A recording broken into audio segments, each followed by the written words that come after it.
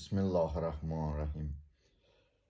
Biz insanlar əksəriyyətimiz dünya mənfəəti əldə etmək üçün din işlərini yerinə yetirməkdən uzaqlaşırıq.